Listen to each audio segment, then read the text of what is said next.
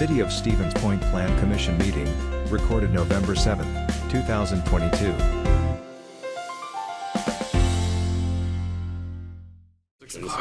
All right, I have 6 o'clock. We will call the regular meeting of the City Plan Commission Plan Commission to order. Could we get a roll call, please? Weeza. Here. Kneebone. Here. Arnson. Here. Cooper's excuse, Ilton. Here. Rice. Here. Schuler. Here. 6-0. And we do have a quorum, so we will continue. Item number 2 is the report of the October 3rd meeting of the Plan Commission. Those minutes were included in your packet. Move to approve. Thank you. Do we have? We'll give the second to Ilton. Discussion. Hearing and seeing none. All those in favor signify by saying aye. Aye. Any opposed? And that is approved. I'm going to share my screen here now. Let's bring this up. And zooma.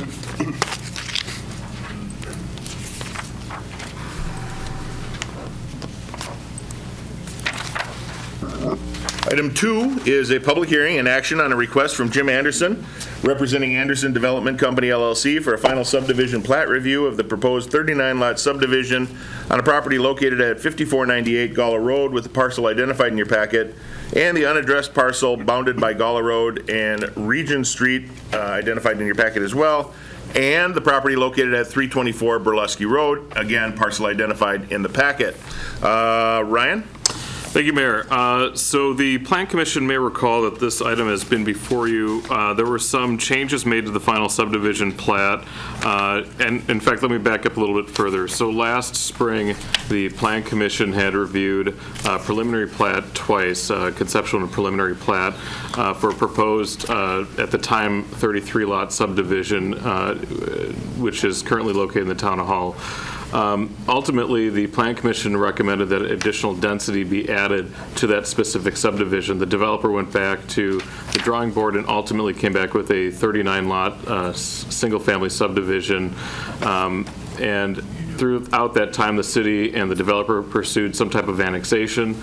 Unfortunately, the annexation was opposed by the Town of Hull, and so the city and the developer hit pause on that specific development.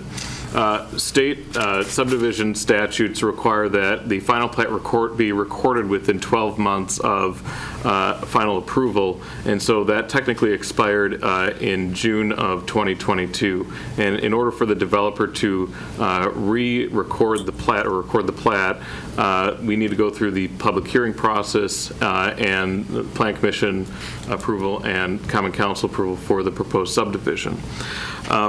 There were just a few changes made from the June 2021 final plat to the final plat that's before you this evening.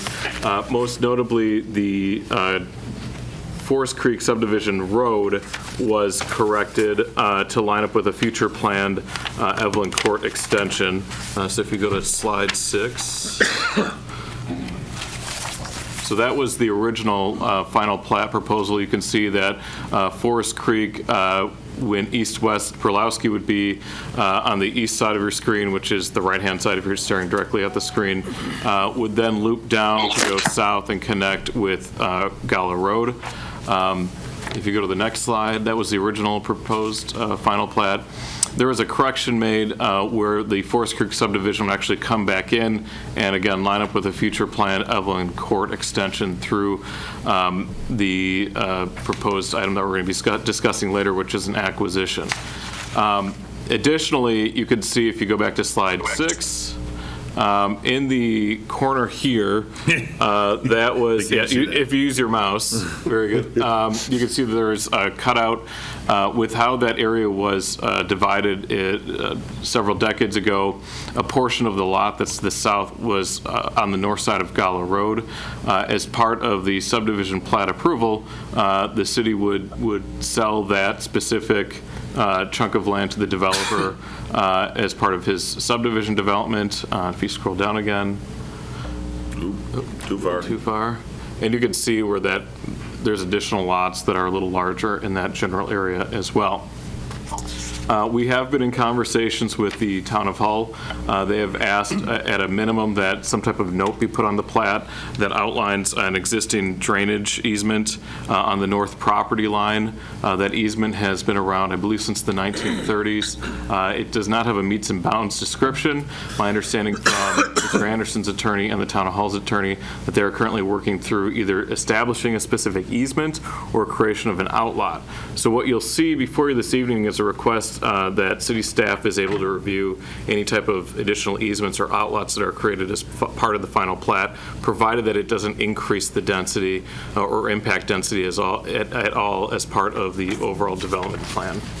I believe there's a number of folks from the town and the drainage district that would like to speak on this, but staff's recommendation is approval. We do address the annexation concern that was brought up last year later in the agenda when the city makes some acquisitions to ensure that this property will be contiguous with the city's municipal boundaries. Okay, before we get started, are there any clarifying questions needed from the commissioners? All right, then I will declare the public hearing open. Anyone wishing to offer testimony, step to the lectern, name and address, and provide that testimony. You're on, Dave. Good evening, everybody. Thank you for the opportunity to speak with you this evening. My name is Dave Wills. I live at 1909 Marys Drive. I am a Town of Hull resident and the chairperson for the township as well. My comments are concerning the notation on the plat being submitted. Ryan just spoke to that. And it says, subject to drainage easement as noted on Portage County Certified Map number 4939-17-194, no width given. We are pleased that this has been included, but there needs to be more. The drainage easement is for maintenance. The drainage district itself is a much larger system that maintains water flow and manages potential flooding. Members of the drainage district are the municipalities of the town of Hull, town of Stockton, numerous farmers and citizens, and many, many more. The attorney working with the drainage district is currently reaching out to Mr. Anderson's attorney to see if an outlot concept might help define the drainage easement better for all concerned. If that can't be worked out, we will prepare and submit a document that briefly explains the importance of the district along with the importance and rights of the drainage easement. The goal is to have complete transparency for those potential buyers of these lots. We are hopeful that you will follow a modification to this, that you will allow a modification to this plat in the future if necessary, or at least help facilitate the providing of information to potential buyers. The city's report also states that that annexation would be applied for once the plat is reviewed and approved. It would be disappointing if that annexation process was completed before the city and the town have an opportunity to restart and hopefully complete our boundary agreement discussions. The town of Hull is ready to resume if the city is. Thank you for your time. Thank you very much. Public hearing is still open. Step forward, please.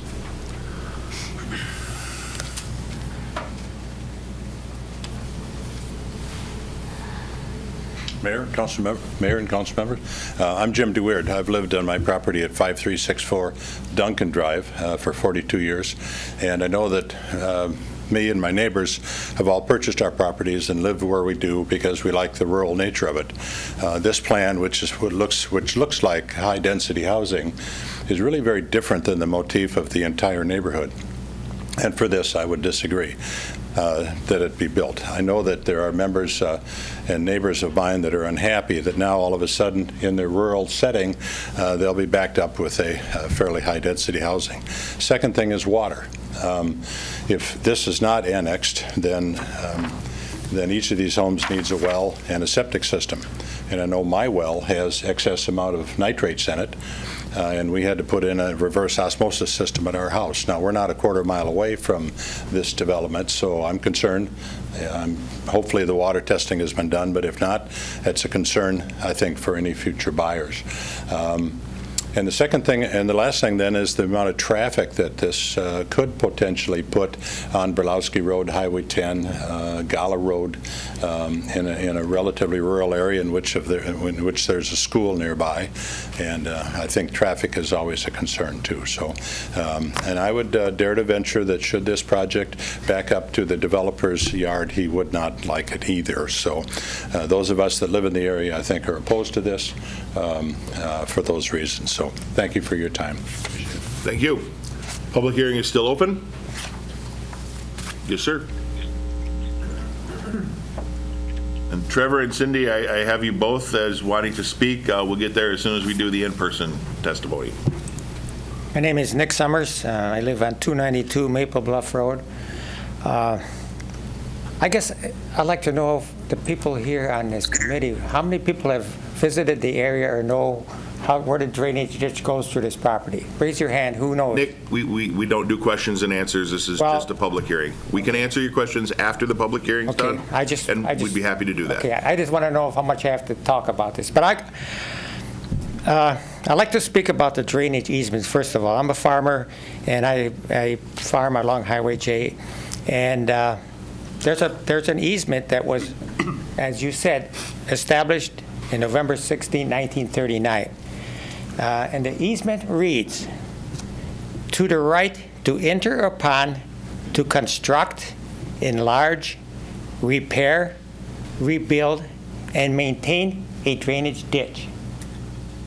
That's a lot of words, and that's very, very important to what this is going to lead to. This ditch was built by farmers in '39, and it was developed and it was continued, and we had it continue, and it's still in enforcement.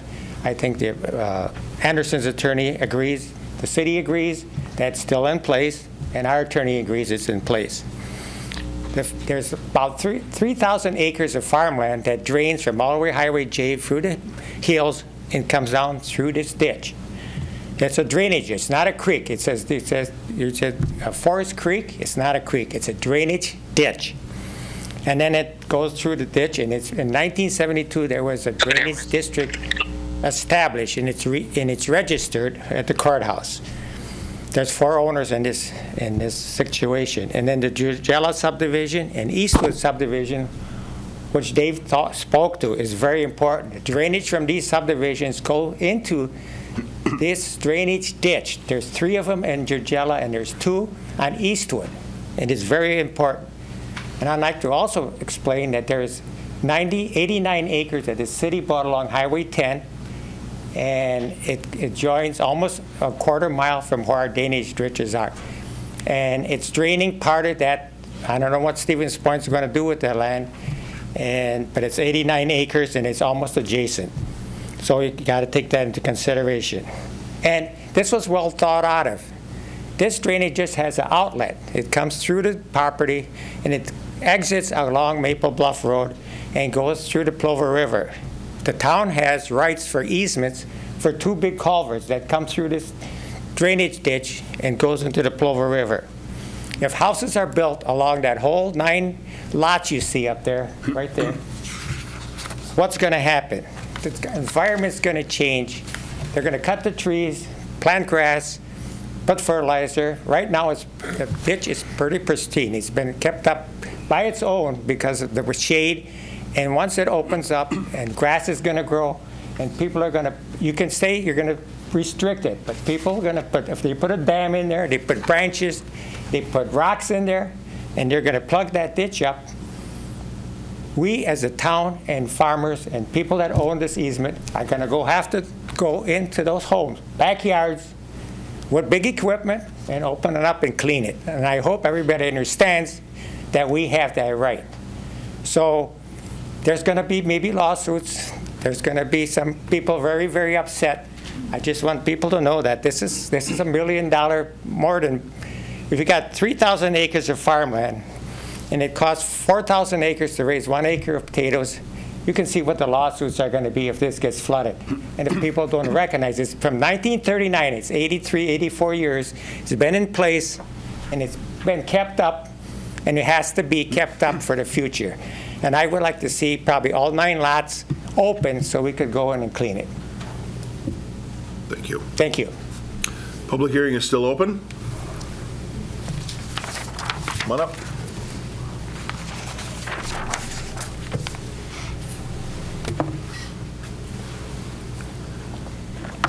Diane Summers, 292 Maple Bluff Road. I have a lot of information that has been already given, but I'll try to just read the information that hasn't been given yet. And I know that the city of Stevens Point wants to grow and progress, but we have quality of life where we're living right now, and that's important too. It appears that this subdivision has been on fast track without considerations.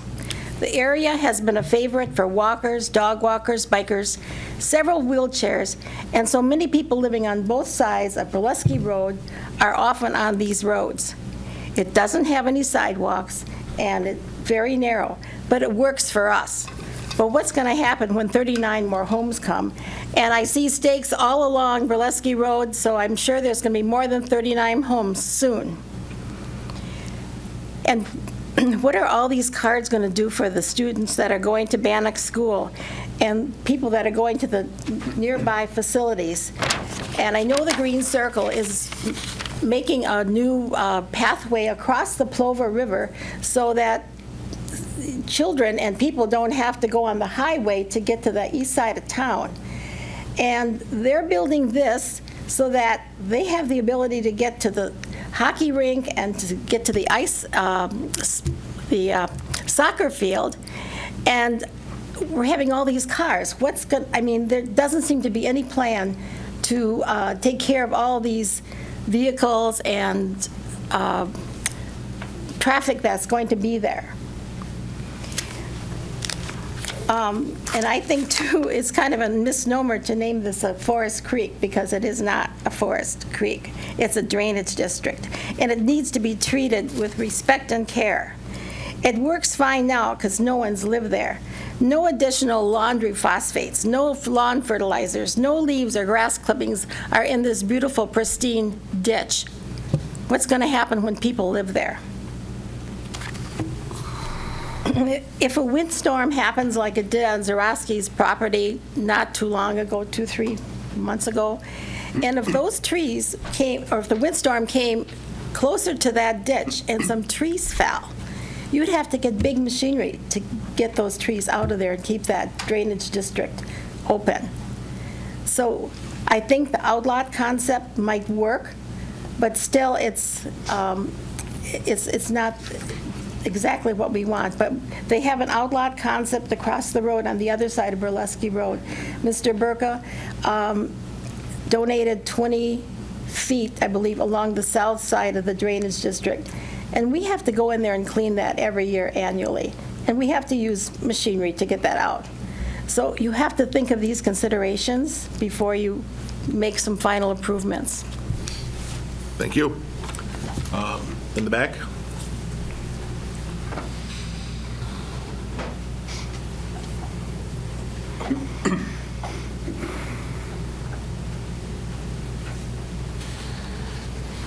Hi, I'm Karen Ganazzi. I live at 110 Maple Bluff Road. I live directly next to the drainage ditch. And I just am wondering how many people have looked at the environmental impact that this is going to have on this area.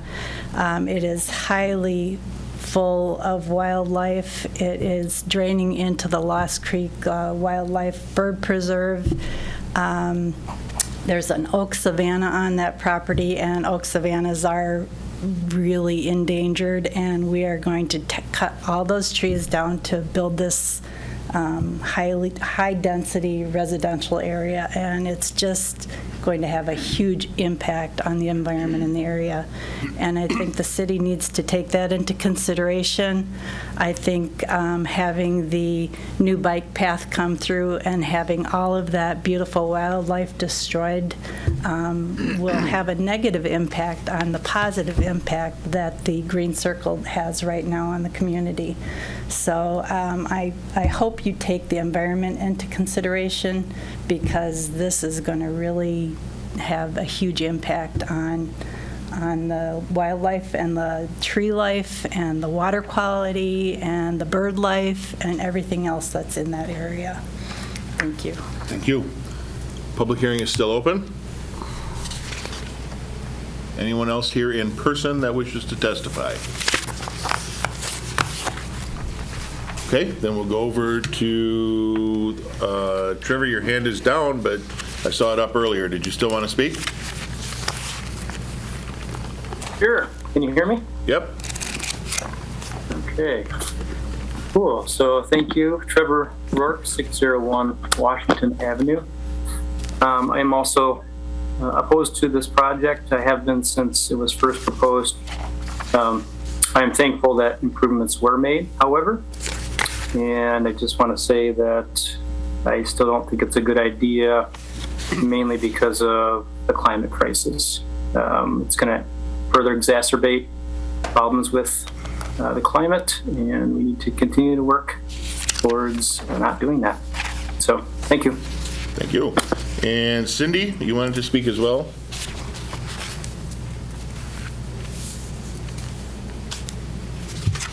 Cindy Nabel?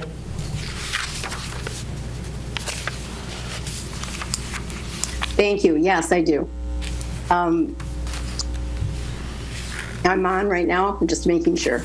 I can't see myself, so. Am I on? We can hear you. You're good to go. We can't see Okay. you, though. That's okay. It's not necessary. Thank you. My concern about this project is probably completely different than everybody else's because I do live inside the city. And recently, the biggest push about for the city has been for in the middle of the city is for higher density. And there's been a lot of changes made because of that. Zoning, for one, has changed so that it's not just single-family zoning. The city's looking at changing that in a lot of different areas. Reduced setbacks in order to allow for increased density. And we've also put in allowing ADUs and CDUs in the core and downtown district throughout all the city, and neighborhoods are already very dense.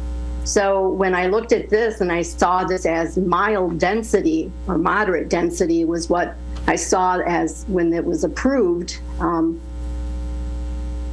I thought it was strange, and everybody else is saying this is high density, but it isn't.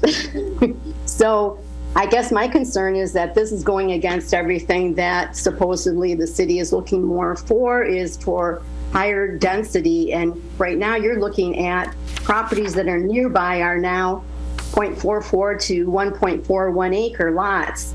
And this one with the new subdivision would be 39 lots to be developed for 0.50 acres to 1.75. And also possibly up to 2 acres. Why are we not requiring more density in any new subdivisions we're looking at? We are doing it within the city itself and to the point of almost over density in my view. And yet I do understand we need new housing and ability to do that. This will be a costly one because it will have to be annexed in. The city's had to buy property so this developer could make this happen even to make it be viable. So I guess I'm looking at is if the city's been looking at single family homes changing to, instead of 2 unrelated people to 5 unrelated people, you keep on pushing into the city center of this density, and yet here we are going completely the opposite when we're looking at something that's considered as supposedly moderate density. If we're going to be doing any adding of new housing, we need the housing to be more dense, whether it's there or another place. But I think it's not to the city's advantage to develop any areas that have this size of lots. That is not the way that supposedly we're going anymore. And I just question why the city planning isn't looking at all of those as being a reason for rejecting it right there. Thank you. Thank you. Public hearing is still open. Anyone left online that wishes to speak?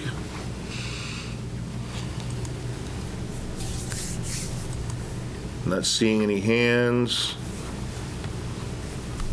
See nothing in the chat, and nothing, and nobody in person.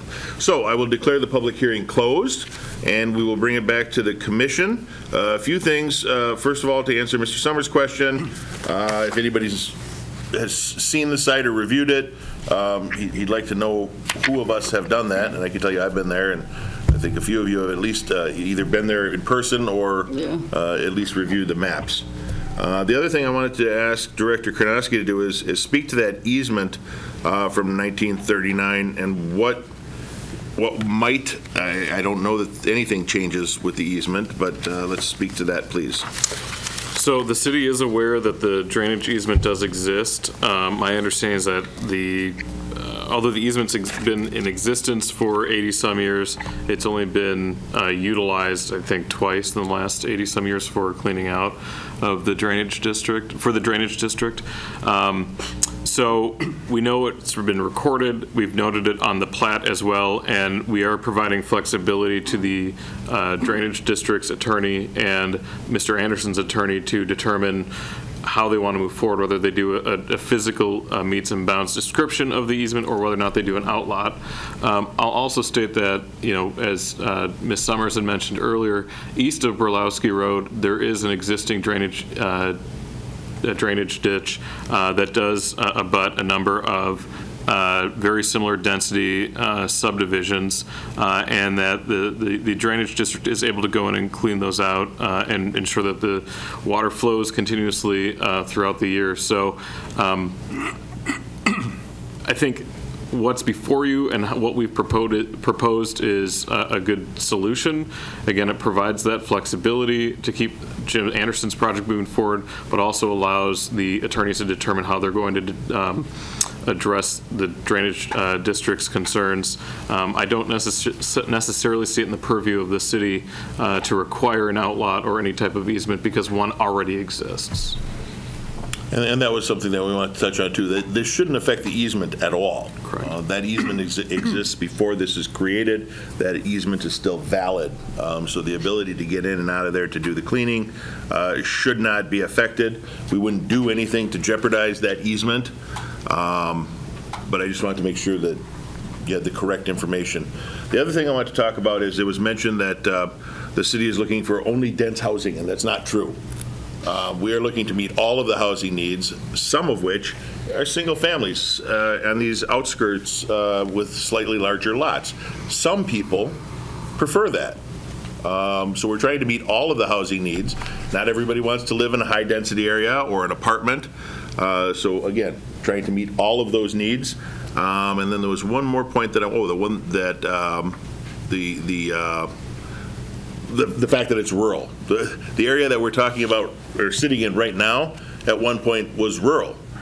We've got Gerke Park, our most heavily used sports facility in the city, and at one point this was farmland. Progress happens, and this is one of the proposals that we have that will reasonably increase the ability for housing stock and not too adversely affect those who have lived there for 40-plus years and enjoy that kind of calm rural atmosphere. But progress is inevitable. So, with that, One other thing. It was, I think, during the public hearing, there was a concern about additional wells in this area. This subdivision would be serviced by city sewer and water, so there would be no additional wells. And that's part of the reason that the developer is seeking to annex the property in the city is for those specific utilities. Thank you. I had forgotten to write that one down. Commissioners, questions, queries, or a motion?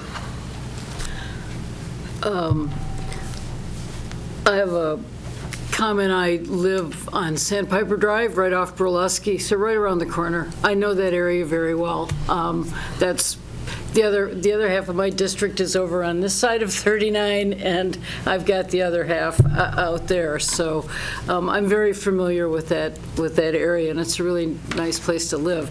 And this development, I think, is very much like the other houses that pretty much surround the area. And the thing that appeals to me is that we'll be protecting our groundwater supply because these will come into city sewer and water.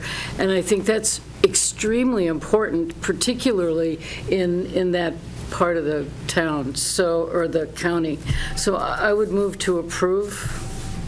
Thank you. Do we have a second? Seconded by Commissioner Rice. Discussion. So I'll just reiterate some points that I likely made the last time we looked at this, and that is, I think the city does have a need for more housing and has been looking for opportunities for kind of larger scale development for some time. It's difficult to find in a effectively landlocked city. Without going kind of to the edges of town where we would have to develop what we call greenfields, right? I mean, just completely vacant land to do that. We see other municipalities nearby doing that. And that's not the goal of the city. So, to have an opportunity to acquire a relatively significant amount of land close to, again, a somewhat more densely populated part of town, I would agree with Mayor. I wouldn't consider this very rural. You're a half mile from, the busiest street in the city. And as far as the density, I think it is appropriate. It is certainly not as dense as we would see in the kind of urban core, but we don't have probably the roads to facilitate significantly more dense development here. And it does provide a good amount of kind of single-family space. And the other thing that maybe I commented on or warned is sometimes I think in general we look to dismiss good ideas because we're very hopeful that the perfect idea is going to fall into our lap.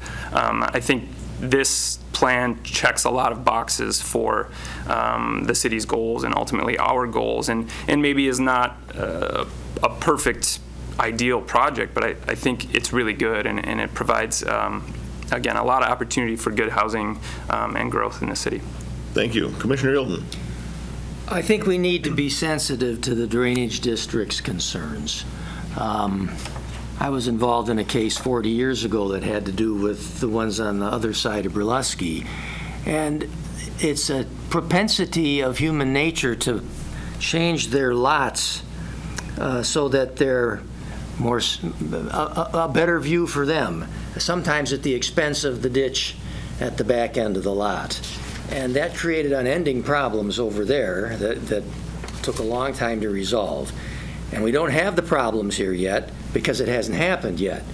But we need to do whatever we have to do to make sure that that easement, that it's not likely at all that people will tend to disregard the easement or hope that it'll go away if they put grass in it, that kind of thing, because that's what really starts to create problems. Thank you. Yeah, and I think that speaks to what Mr. Summers was saying, is that people need to be very well aware when they purchase these lots that the easement exists, and the easement's going to be needed and used. And I think that'll go a long way towards doing that. Any other comments? Keep looking this way, because I thought there were maybe some commissioners over here, but I guess not.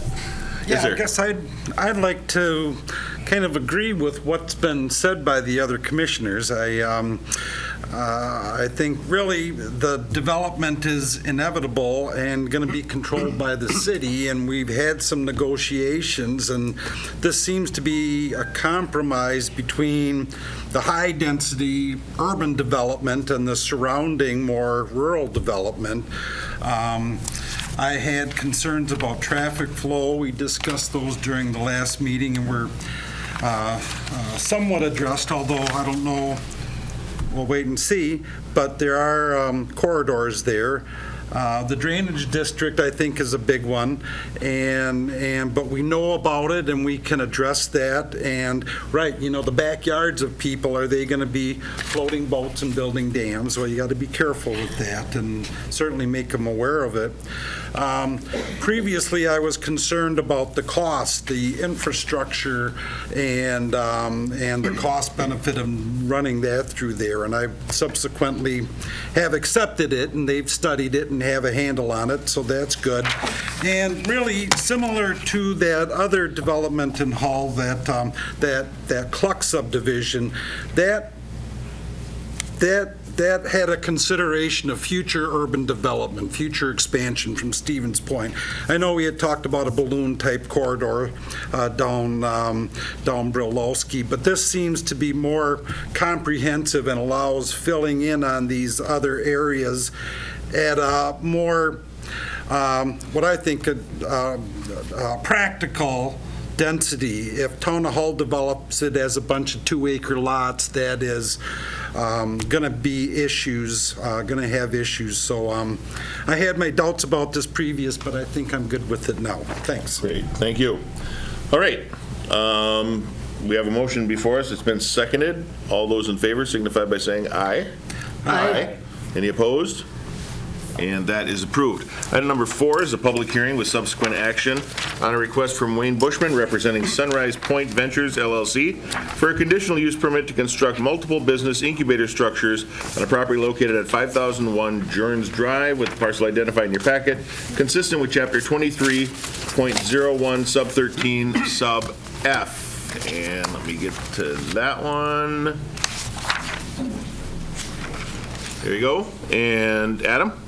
Thank you, Mayor. The request before you to construct these 10 business incubator structures, significant purpose behind this project in conversations with the applicant is to provide additional accommodations, additional areas for small businesses. So as what was mentioned in the report, small businesses, the general progression of a small business is that you start small, generally in a house, but with time, with a little bit of luck, that business grows and it really is too large to operate within a house. So therein lies a question of, I need a new space, where do I go?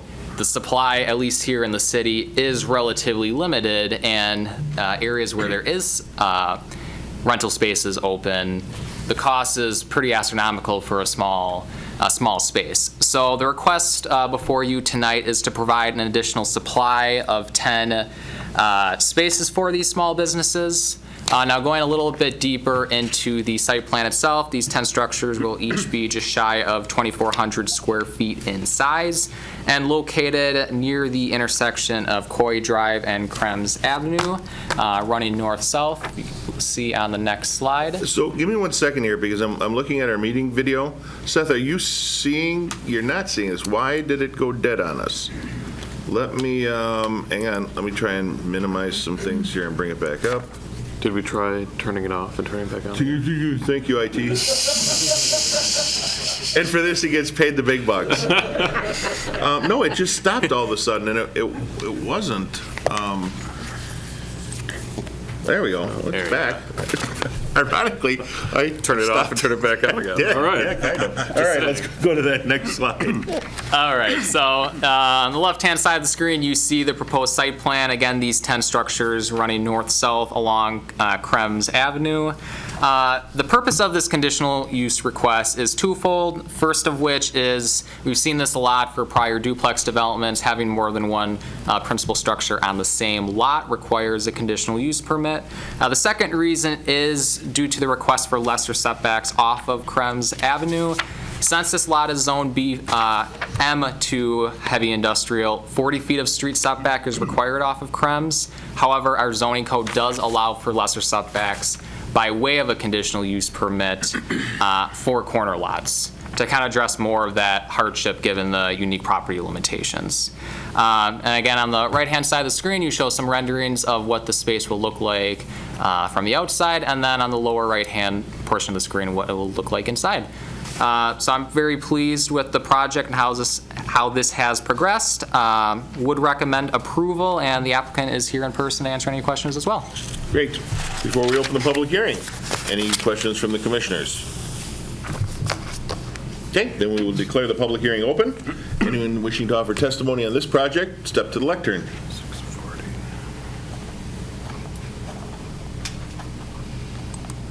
Public hearing is still open. And Trevor Rourke. Okay, sorry, I got to get to a quiet space here. Can you hear me okay? Nope. Yes, we can hear you, Trevor. Trickster. Okay, so yeah, I just wanted to support this. This looks like a really cool project. I'm actually a business owner that could benefit for something like this, so I'm a little biased. But like in terms of my personal use, it might actually make more sense to have some sort of pedestrian connection. I've actually wondered a lot when I drive or bike down Hoover or even walk, why there's so many businesses popping up on that corridor or in this industrial park, that it's like we assume that nobody works there. But yet humans do work there, and it would be cool if people could walk in between buildings and you know, to different spots along Hoover. And I think the businesses there would appreciate that as well. So I would just recommend considering sidewalks or more of a funneling multi-use path would be a good benefit to the whole industrial park or business park. So that'd be my recommendation. Thank you. Thank you. Public hearing remains open. Public hearing is still open. And for the third time, the public hearing remains open. You have to do it 3 times by law. Okay, seeing no one else wishing to speak, I will declare the public hearing closed and bring it back to the commissioners. Commissioners, this seems like a pretty great project. Thoughts, comments, or a motion? Commissioner Hilton. I would move approval. Thank you. Do we have a second? And a second by Arnson. Discussion? Let's go to Hilton first and then back to Nebo. I think it's just such a great fit with what we did a couple months ago about MSTC and trying to get that synergy going. This would fit with that very nicely. I think it will. Alderperson? Our intent on this thing is to let the rock stars that come on. You are out of order, sir. Don't make me have you removed. Nobody can hear you unless you use the microphone, though. Alderperson Nebo. I was going to say, with Trevor talking, how about some bike parking out there? Because somebody theoretically could ride a bike to one of those small businesses. I have. So maybe some bike hitches or something people could chain a bike to. But there were a lot of these in Dallas when I lived there, and they are always full of folks starting up and moving on. So it's a great idea. Perfect. Any other comments? Hearing none, all those in favor signify by saying aye. Aye. Any opposed? That's approved. Thanks for coming. Item number 6 is a public hearing and subsequent action. 5. Sorry. Item number 5 is a public hearing and subsequent action on the request from the City of Stevens Point pertaining to the creation of a downtown business improvement district and a 2023 operating and implementation plan. Chris? There's a PowerPoint if you want to pull that up. Another PowerPoint? Okay, so I have to stop sharing this one. Bear with me. Oh. We are really, let's see. Take care. Go to the, Sounds good. What? Did you save it under this month? So you didn't have it open? I just put it on the flash drive. It's on one of these thumb drives? Store and go, I think it's. Store and go? Yep. bid presentation. Bid. Thank you. That's it. Okay, now I gotta share it, so stand by. Ladies and gentlemen, the bid presentation. Da, da, da, da, da. Okay. Right. Good to go, Chris. All right. Well, thank you for getting that up there. Thank you for bearing with us. Some brief context. Back in 2019, the Stevens Point Alliance had come to the city of Stevens Point to request some funding for the organization to help promote their efforts within downtown Stevens Point. And following that request, there was a decision to move forward with planning and preparation of a business improvement district for the downtown. If you could advance the slide. The city was officially petitioned by Troy, owner of Graffitis, Troy Wojnacki, to formally establish the business improvement district. While planning began in 2020, planning is wrapping up in October, and thankful for those of you who are in the room today who have provided your eyes on the document and up until the last minute providing the guidance that we as a city need to have in order to have a comprehensive, well thought through operating plan for the business improvement district. So I wanted to reiterate, and this came up in our discussions today, the purpose of the Business Improvement District is to support the resiliency and vitality of our historic city core. And we are very pleased to work with our business partners and property owners in the downtown to take steps towards that. Back in October, when we held our public visioning session, it was determined that the main purpose of the Business Improvement District should be to improve the aesthetics of the downtown, to generate additional revenues for property maintenance and improvements, and advocate for policy and ordinance amendments that resolve issues identified by property and business owners. I want to reiterate that the goal of the Business Improvement District is not to supplant any of the community organizations that currently exist and support the downtown, but is to complement them to provide another avenue for growth for downtown Stevens Point. In your packet, you'll see the bid boundaries are highlighted with Portage Street to the north and Arlington Place to the south, as well as Ellis Street, Rogers, and Center Point on the eastern side, with the river on the west. We're really excited and pleased to bring the financial plan for the Business Improvement District for you today. It's been a collaborative effort between the City of Stevens Point and the downtown business owners to find a happy medium with the amount of tax levy that is assessed within the downtown and city support in order to acquire additional services provided by Wisconsin Economic Development Corporation through the Main Street program to accelerate the progress, professional training services, and planning services that they make available to participating communities within that Main Street program. So for the first 5 years, the commercial properties within the Business Improvement District would contribute about 60 cents per $1,000 of assessed value towards the district. For the first year, the city would provide $77,000 as discussed within financial planning sessions earlier in October. And then in years 2 through 5, the city would contribute a minimum of $35,000 in order to provide enough budget to qualify for those financial, or qualify for those Wisconsin Economic Development Corporation services. Because of the purposes of the bid that were discussed in October, it's recommended that the bid board hire and train staff to perform work that meets those initial goals and grows revenue streams to expand work in the district. To provide some context for that amount of funding, the top 3 funding sources in Wisconsin in downtown associations come from business improvement districts, events and sponsorships, and the general fund. So the Business Improvement District is being levied at the low end of that range with hopes that we will grow revenue through events and sponsorship, as well as some other services, grant writing, such on and so forth, and then potential changes to specific programs that support the downtown already, such as the facade improvement grant.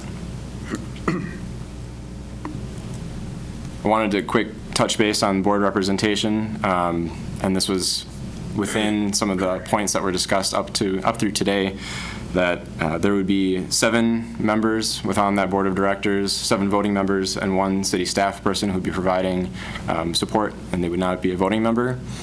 2 of those members are real property owners within the district that do not own or operate a business, or their designee. I think this is a point that there was a memo that was prepared, but I don't believe is included in your agenda packet today, that we want to ensure that if a property owner is not available, that they can provide a means for guidance to the board. Same goes for the other two categories, 2 real property owners within the district that also operate a business or their designee, and then 2 business owners or their designee within the district that do not own any real property. And then the alderperson representing the first aldermanic district was also noted as an inconsistency as an alderperson who represents property within the boundaries of the district. The first aldermanic district does provide that service for majority of the district, so we highly recommend our first alderperson filling that role. Currently. So moving forward, if adopted tonight, the operational plan would go to December's Common Council for official adoption. And if adopted there, the bid would be formed and an application and employment process begins to be completed by January 2023. The city will be provided the financing through TIF 10. Bid member orientation will happen or occur in January of 2023, and board begins strategizing and executing in February. That should be it. Okay. Before we open the public hearing, any clarifying questions from the commissioners? Okay. We will declare the public hearing open then. I'll go to the in-person people first. Mr. Decker, I see your hands up. We'll get to the online people after the in-person. So the public hearing is now open. Anyone wishing to offer testimony on the creation of the bid, step to the lectern, please.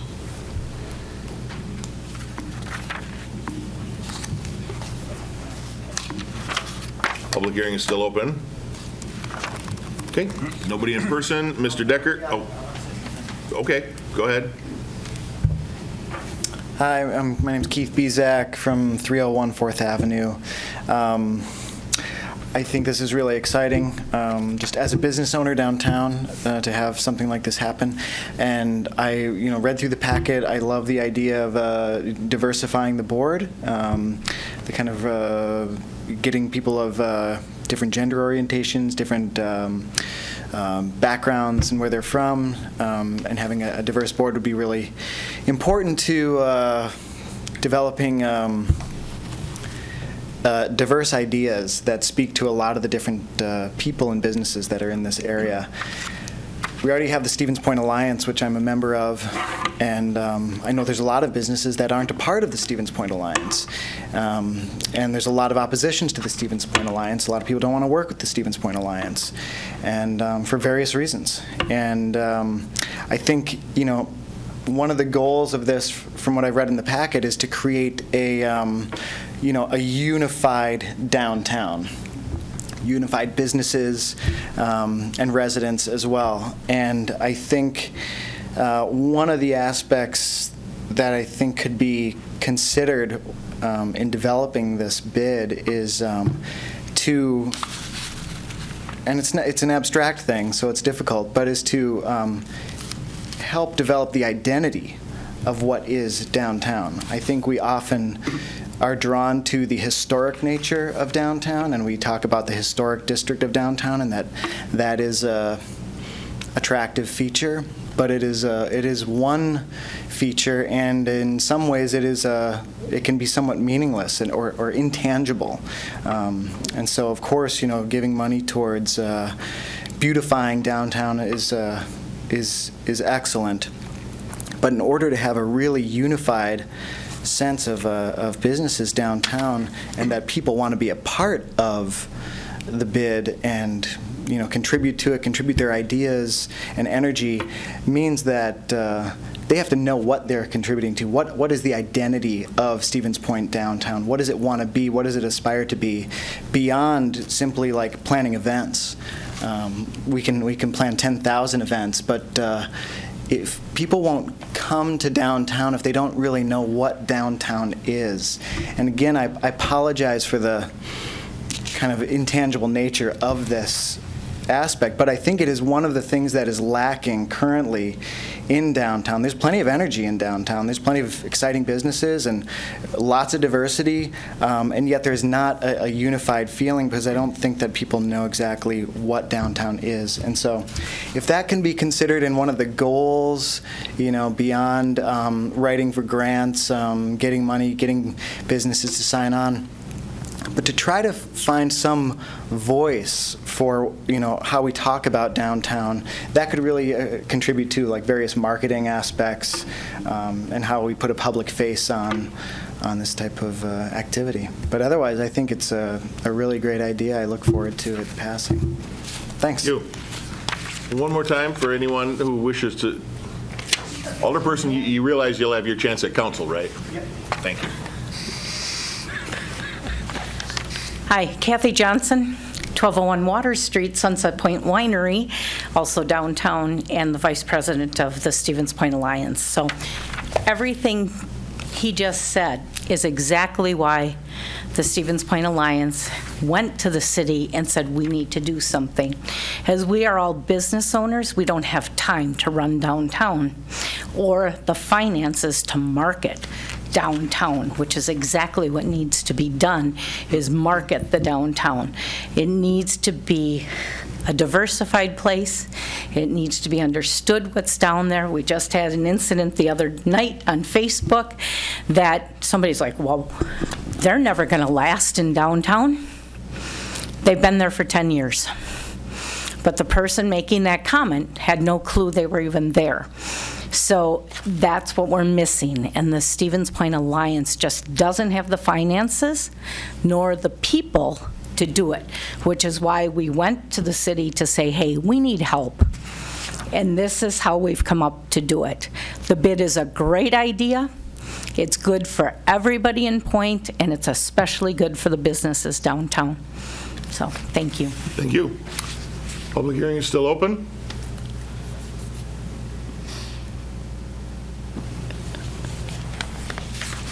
Just a super quick comment, because I didn't want to take too much of your time, because I'll have a chance at council as well. I'm Mark Christensen, District 1 Alder. I just wanted to commend the people that have worked on this over the last couple of years. There's been a lot of effort. There's a lot of good things happening already downtown. Our downtown is thriving, and in spite of what, most communities have a really tough time and their downtowns are struggling. Our downtown's doing well, and I just think this is going to be an opportunity for it to excel even further. So I appreciate all the time and effort that's been put in by a number of people, city staff and people on the Alliance and others downtown. So thank you. Thank you. Anyone in person still wishing to speak? Hi, Gina Trebotowski. I'm here to represent 1136 and 1124 Main Street. Just a couple of notes here for everybody to consider. We're very excited at 1124 and 1136 Main Street for the opportunity for this bid. As a community member, I'll speak. The Stevens Point Alliance has put on awesome things. I've had great relationships with the people through it, and they've supported other nonprofit activities that I've been able to put on in the community, and I've been thankful for that opportunity. Going forward, I think doing a supplemental something with the city in the form of this bid is going to be great, just like Kathy had said, for all of the businesses downtown and adjacent to downtown. A comment that I'd like to make, knowing that there have been a lot of edits to this document that has been sent out to building and property owners, I think it's important that we're able to see a final draft before anything be approved. That being said, I understand doing something fast is important so we can get something moving forward. However, speaking from experience adjacent, doing something fast versus doing something right is not always the way to go. I do believe that it's important to have equal representation for the business demographic of the downtown, having bars represented, food represented, tech represented, along with entertainment and retail as well, making sure that that's taken into consideration for who's going to be representing this going forward on the board. Apart from that, I think this is great. I hope it can have the appropriate revisions, and it's very successful moving forward. Thank you very much. Anyone else in person? Last chance in person?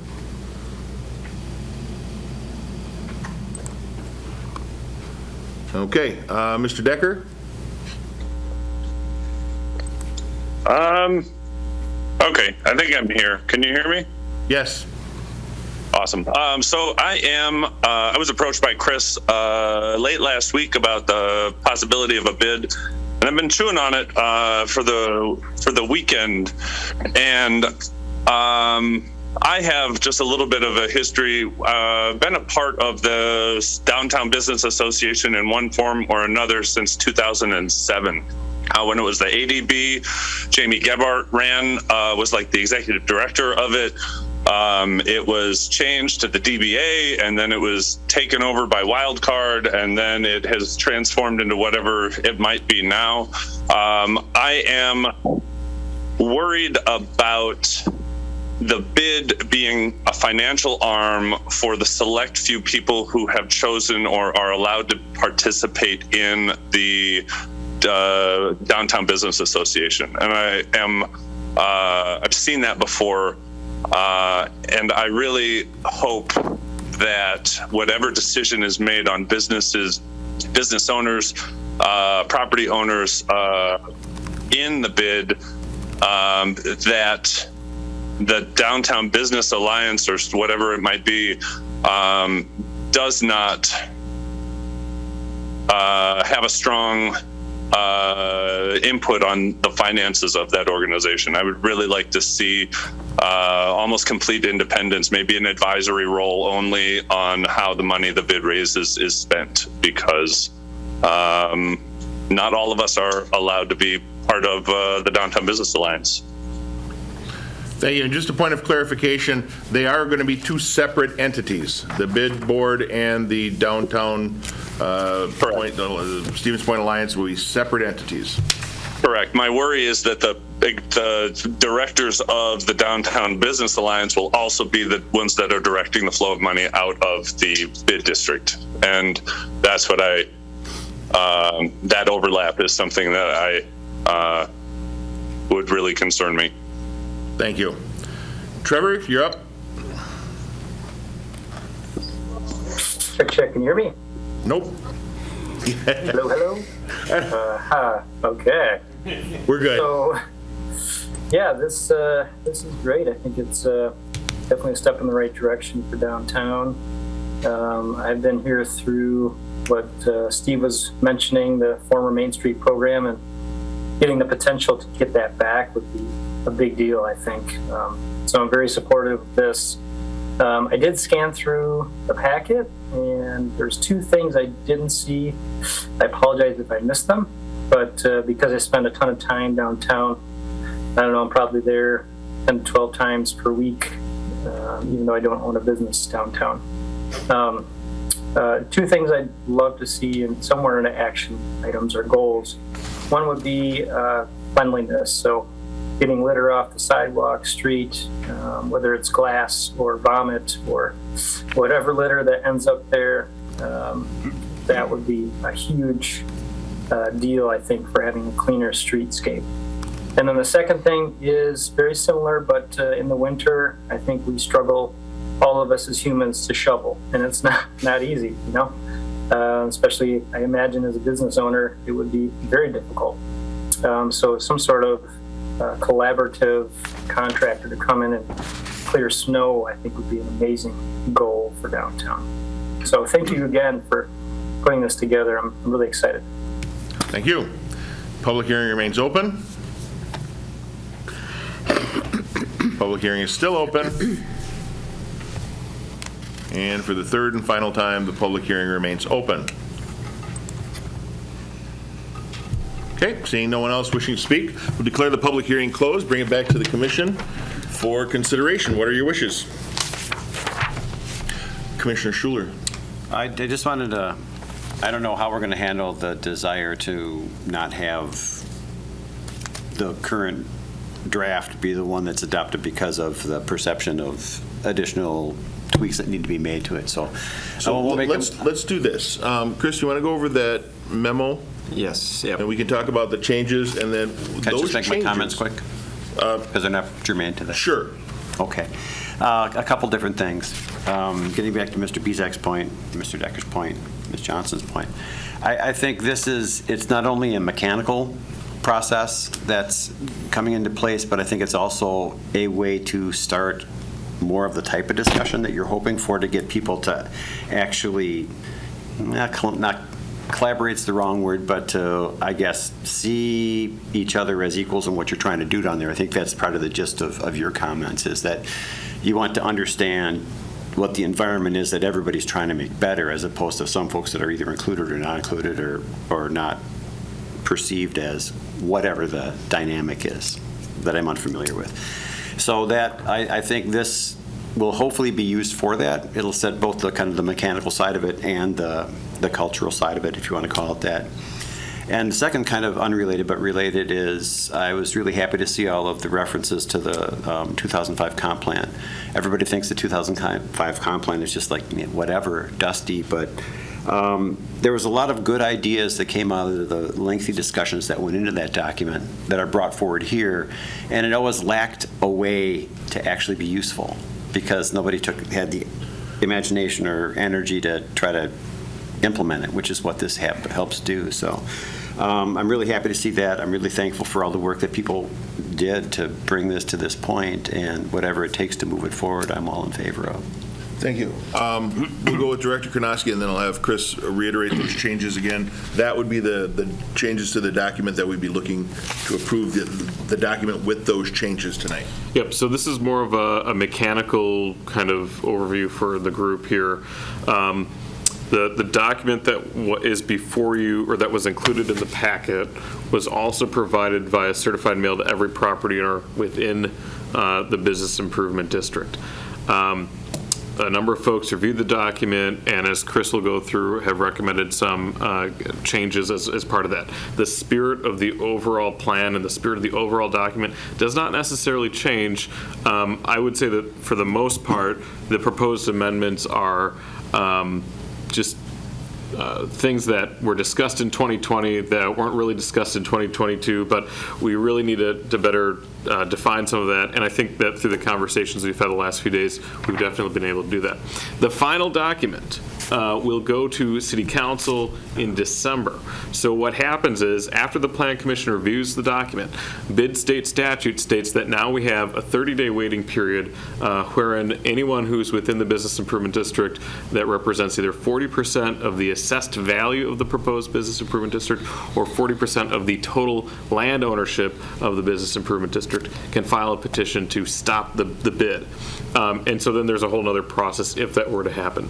But the final document that will come before the December Common Council will be the final document, and Chris will go over the proposed changes, which I think we're all supportive from staff's perspective.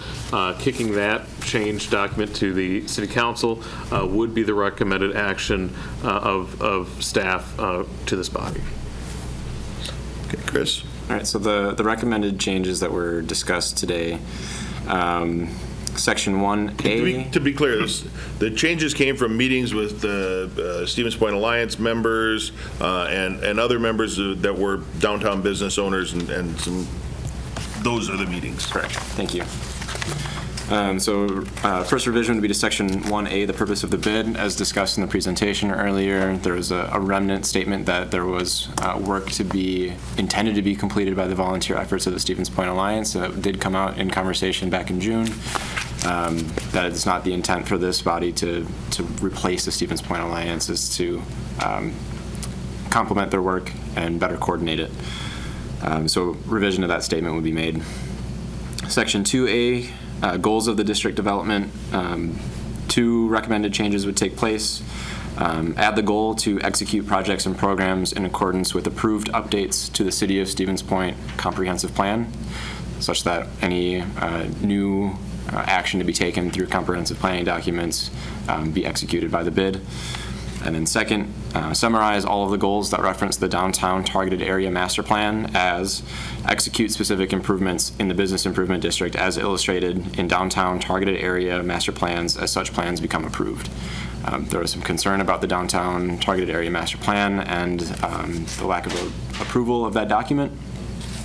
We see a lot of value and action that can take place from targeted area plans as they become approved, and we want the bid board to be aware of those plans as they become available. Section 2B, plan of action, remove reference to specific organizations and replace with community partners. There are a lot of community partners that provide some level of service to the downtown Stevens Point throughout the community, and they change from year to year, so we want to make sure we're all inclusive of those organizations. Section 2G, the budget. Remove the dollar amount identified for the personnel budget, as this compensation will be determined by the amount and type of work as decided upon by the bid board of directors. This change need not be reflected in Appendix D. The intent of splitting up those dollar amounts was to set aside at least some budget for the bid board of directors to take action in that first year. Second recommendation in this recommended change in this section is to remove the paragraph describing the transition of Stevens Point Alliance finances. It is not our intent for the bid to consume the finances of the Stevens Point Alliance. We want to make sure that they have the finances and the power to act on them as they see fit. Last change, there's a footnote in the budget as we were summarizing the bid budget and the levy. There was a clerical error, and to be consistent with that change, there's a footnote that references 50 cents per $1,000 of assessed value, and that needs to be changed to 60 cents per $1,000 to be consistent. In Section 4A, subsection 1, revise the voting member categories to include a designee or of the property or business owners, as mentioned earlier in the presentation, and then to revise the alder seat to be an alder that represents any property within the business improvement district, also as discussed earlier. Within subsection 2 of Section 4A, revise the initial term appointments such that one member of each voting member group will have their term expire after 2 and after 3 years. As written in the document before you, it says that 3 members will have their term expire in 3 years and 3 members will have their term expire in 2 years. It was the original intent of the document that one member of each subgroup expire after 2 and after 3 years. In Section 10, a clerical edit to establish that the downtown is benefiting from the bid. Not necessarily the city of Stevens Point, but the downtown in particular is making advancements. We see a lot of that benefiting the city as a whole, but as illustrated within the operating and implementation plan, all of the finances are to be used within the downtown, and the direct impact should be within the downtown. Last 2 sections, Appendix H, the bylaws of the Business Improvement District. Remove the date listed in Article 1, Section 2, replacing the creation date with a blank to be filled after official adoption of the Business Improvement District. This is not approved or adopted yet. And then Article 2, Section 4, vacancy appointments shall also be confirmed by the Common Council and to be consistent with term appointments. And then last, Appendix I, the recommended board representation. The chart did not exercise my creative will very well on this chart, and there was a lack of clarity within the subgroups identified there. And so staff recommends replacing this table with 4 generic placeholders for now: industry and business type, age, sex and gender, and race and ethnicity, rather than listing the specifics. And you mentioned the alderperson one already as well? Yep. Okay. What was the 8th one you mentioned? No, there was the one right after the 7th. That's what I thought, but I wanted to be sure. So what I'd look for today is a recommendation on updating the document with the changes from the meetings. And then I think the next step would be to recommend that council, that this move forward and go to council for final approval. So moved. I knew you were going to say Thank you. Is there a second? Cooper's gone. Seconded by Nebo. Again, the motion is to adopt the recommended changes into the document and forward the document on to council for final approval in December. Okay, all those in favor signify by saying aye. Aye. Any opposed? And that is approved. Item number 6 is a I got to hang on. Let's see here. In its entirety. Still here, Chris, but the video is frozen. Oh, look at that. Chris is frozen. That is. I don't know what's going on with the video. Let me try this. Jumping jacks, Chris. Yeah. Gonna have to move Well, around. yeah, and there it goes again. For some reason, the video is locking up. It's got to be a Zoom thing. Maybe we didn't do an update or something. All right, back to the share. Here.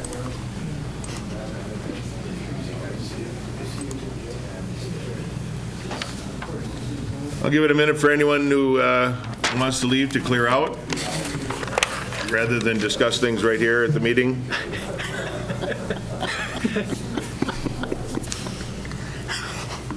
Item number 6 is a request from Corey Presnick, representing Corda Stevens Point LLC, for a site plan review to construct a building addition on a property located at 5601 US Highway 10 East, with the parcel identified in your packet, consistent with Chapter 23.02, Sub 2, Sub E, Sub 5. Adam. Thank you, Mayor. The request before you tonight is to construct a little bit over 9,600 square foot addition onto the west end of the building that's partly used by Dunham's. You can see the images, aerial view of this area within the agenda packet. Now, there are some other improvements outside of this building addition itself, which you can see on the left-hand side of your screen. There are some improvements to adding some loading docks for this proposed tenant space, along with the dividing of the existing building to house 2 additional tenant spaces as well. The right-hand side of the screen shows the proposed splitting of the current property. So the image on the right-hand side of the screen, all that portion of land encompassed in red is the current property boundary. What's proposed is to split that into 3 different lots, one housing strictly the Dunham's building, lot 2 being essentially the middle chunk, and then lot 1 being 35,000 square foot outlot right along Highway 10. So the reason for this site plan review tonight is, in our zoning code in the B5 district, any building addition requires a site plan review, and it's treated a little bit differently than other site plan reviews in that there's a heavy focus on internal traffic flow within the property, access into the property, and this is something that's been vetted by our Public Works Department and our County Highway Department, making sure that with this additional tenant space that would not negatively impact traffic flow within the lot nor access off of Highway 10 and Burlowski. So you see there's a fair amount of conditions added on staff's recommendation to approve. Most of that are in relation to the internal traffic flow concept, making sure that there's shared access agreements in place. And then on the slide right now, you see the existing exterior appearance of the building along with the proposed showing that addition as well. So we have some folks representing the applicant that are here in person to answer any questions, and otherwise staff would recommend approval as presented. Okay, this is not a public hearing, so we can go right to the commission, and then we will open it up for comments. Well, since it's my district, I will move to approve. Thank you. Do we have a second? Second. We'll give the second to Mr. Ilton. Discussion. Go ahead. Plant some trees. That's one thing I would really like to see the developer do, is plant some trees out there. But it's nice to see something finally happening out on my side of town. So looking forward to increasing some businesses out there. Thank you. Was it Commissioner Rice? Okay. I couldn't remember who had their name. Yeah. I'm hoping the city or maybe the developer can give us some sort of confirmation that there is interest in this from outside parties, and this is not just speculative. Because, yeah, it would be nice to see something happen to this building, which has been kind of underutilized for probably going on a decade. But, yeah, certainly not looking to put money into a project, again, kind of from a speculative standpoint. I think this entire area is really been underutilized, and potentially because of a giant aging building there. So yeah, again, just looking for, I can understand if we can't have specific details, but just some confirmation that there's actually some purpose behind here, not just speculative. Yep, and I'll give you that assurance, and Corey's got his hand up, so we'll let him speak in a second here. Online. Oh. I'm pointing at my computer, Yeah, can't you tell? But I wanted to get any other questions out from the commission before we turn it over to Corey. Any other questions? Okay, Corey, you're on.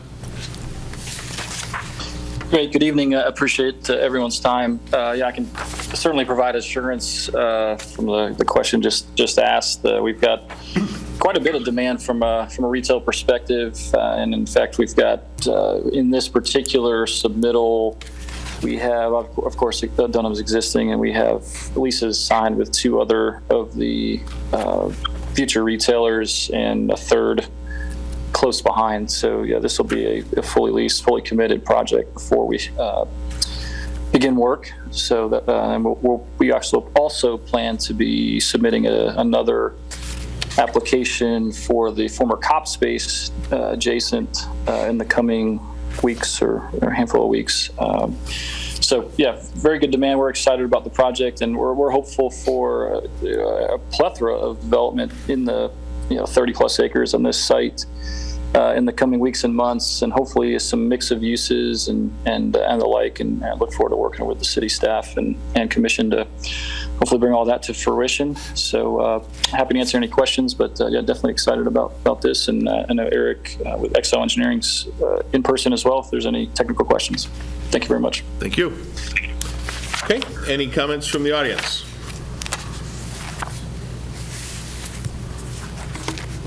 And looking online, any comments online?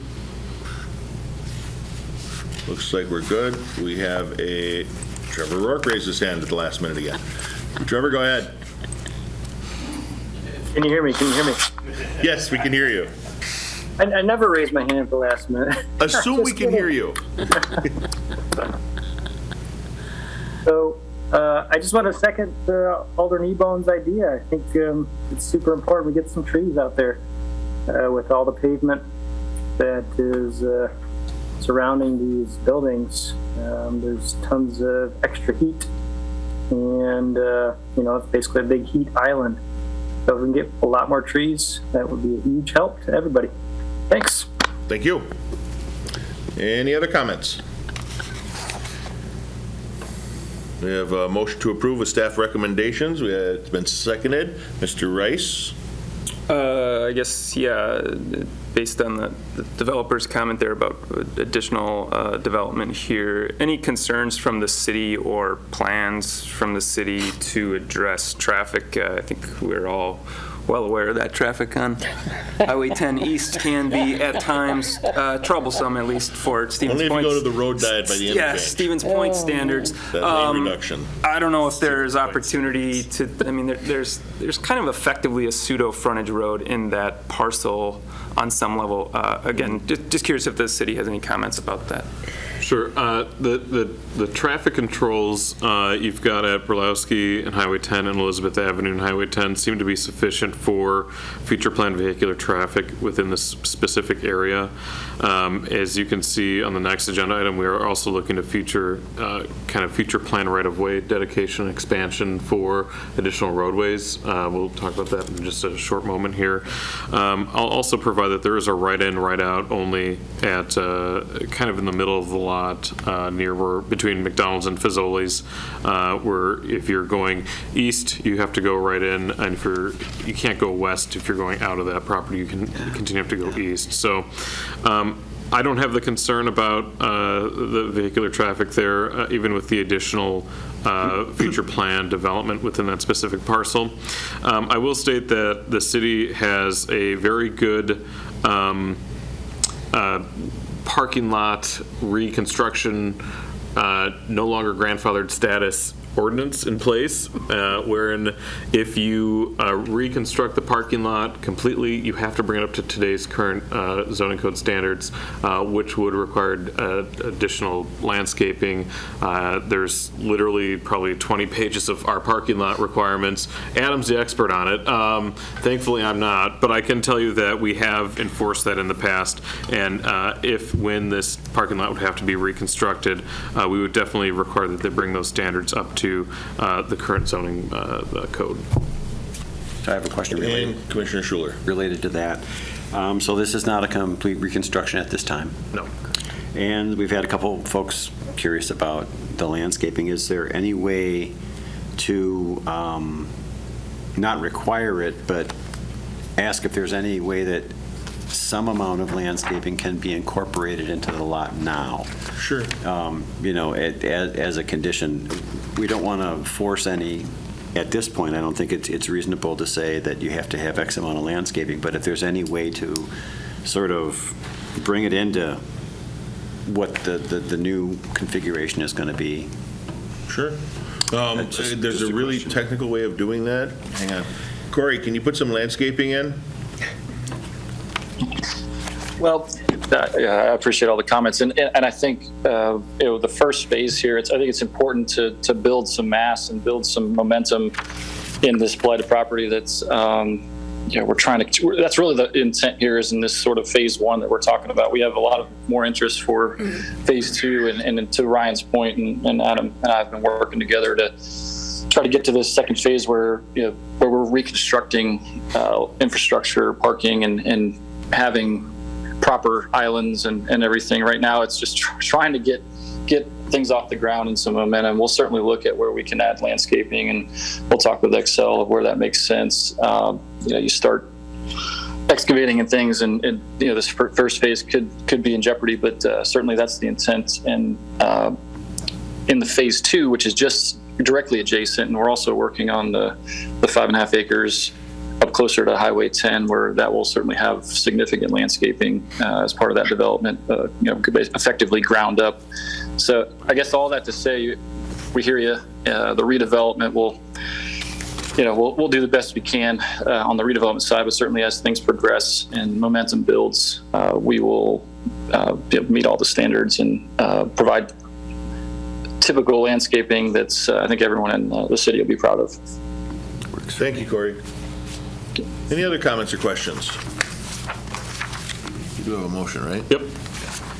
All right, all those in favor signify by saying aye. Aye. Any opposed? And that is approved. Item number 7 is a request from the City of Stevens Point for the acceptance of dedicated land for a right-of-way purpose, extension of Elizabeth Avenue, approximately 237 feet to the south.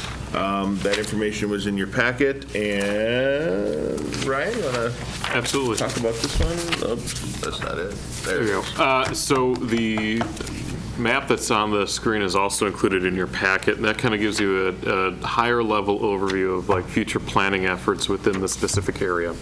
One of the things that staff really wanted to ensure was the extension of Elizabeth Avenue south behind what is the former Kopp's supermarket. There are long-term plans to extend Elizabeth Avenue down to a future planned Jefferson Street. That, and then you can see it kind of in the southeast corner, that is always been pegged for planned future subdivision development. So for the purposes of vehicular and pedestrian movement, we do find having additional routes through that specific area, access to controlled intersections on Highway 10, whether it be Burlowski Road, Elizabeth Avenue, is a really critical component of how the city is going to grow within the specific area. Where it says planned future subdivision development, there's roughly 500 acres of future development opportunity there, and so we have to be cognizant that we aren't putting the city in a corner as it relates to vehicular and pedestrian traffic. And so I would recommend, and staff recommends, acceptance of this dedicated right-of-way. We'll always continue to look for other ways to obtain additional right-of-way within the specific area. You can't really see it well on the map here, but there's already some dedicated right-of-way at the corner of Jefferson and other planned Elizabeth Avenue. Mayor, we'll put it on a screen up right there. You could already see, I believe there's 33 feet of already dedicated right-of-way for that purpose. So, as Alder Kneebone always says, urban planning is really cool. That's not what she says. I'm not going to say it. I'm not the Alder, but this is just part of what we do from that 30,000-foot view at the city planning department. So, all righty. Questions, comments, or a motion? Just, is there a property that currently has a house that we're looking to take a chunk out of? No. So if you look at the, scroll up one. This one. Yep, if you scroll up one. The CSM stops at that specific property. We are not intending to take right-of-way as part of the proposed certified survey map and the right-of-way dedication. This is just a piece of that future planned right-of-way.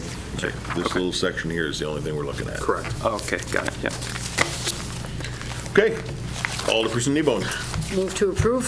Thank you. Do we have a second? Seconded by Schuler. Discussion. Trevor Rourke.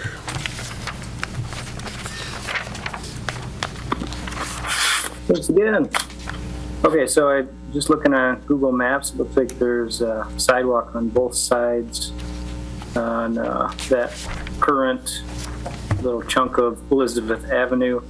Will the sidewalk get extended if it's a future? All this is a dedication, Trevor. It's not permission to construct a road or sidewalk or anything. It's just a dedication for future right-of-way use. Oh, just the dedication. Sorry about that. Okay, thank you. You're welcome. Hearing no further questions, all those in favor signify by saying aye. Aye. Any opposed? And that is approved. Item number, let's skip over number 8 for a little bit here, and we'll go right to number, oh, I'm sorry, were you waiting? Item number 8 is a request from Jackson and Mary Case to annex the property located at 3028 Stanley Street with the parcel identified in your packet from the Town of Hull to the City of Stevens Point. I see the Town of Hull representatives have left, so we'll just go to Adam and let us know what's going on. Yeah, so the first of 2 annexation requests before you all this evening. This annexation request is by unanimous approval, which means that all property owners are requesting to be annexed from the Town Hall into the City of Stevens Point, primarily due to the desire to hook up onto city water. So if you go on the right-hand side of the screen, just shows a rough overview of the property in question, and I believe I have it on the next slide, Mayor, shows, again, the property in question and showing where this property fits in relative to the city's municipal boundary. So you see about 1 block to the west, that kind of flag-shaped lot, that and kind of that elongated strip of land running east-west and then due north, that's all Town of Hull land for the purposes of connecting to more Town of Hull land farther north and east. Like a balloon string? Yeah, very what would good call it that, yeah. Very good. Umbilical cord. Umbilical cord. Yeah, umbilical cord or something like that. Couple of ways. The Supreme Court has called it a balloon string. Yeah. So the rest of the memorandum to you all discusses the future land use designation for the property for residential purposes, which is in alignment with the current use of the property.